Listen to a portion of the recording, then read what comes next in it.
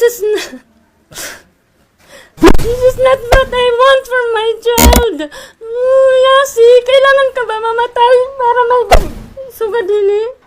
No, hindi akong karuyag.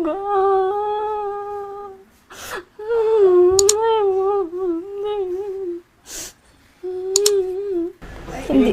Kahapon, sir, sabi ko sa kanya, pag baba niya ng sasakyan, inatid na, sabi ko, kuya, uwi ng maaga. Pero hindi ko sinabing matulog siya forever, sir. Yung nararamdaman, masakit po. Naging bayani nga po siya. Kapalit buhay niya.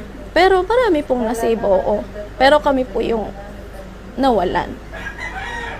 Mixed emotion po. Masaya, hindi naman masaya na ano. Basta, mixed emotion po, sir.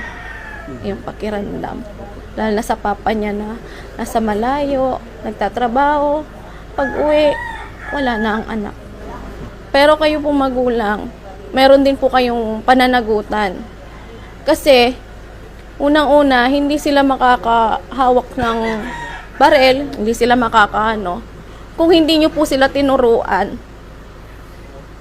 kung hindi nyo po ipinaalam sa kanila kung paano yung paggamit. Kasi paano naman po nila malalaman kung hindi mismo sa inyo galing.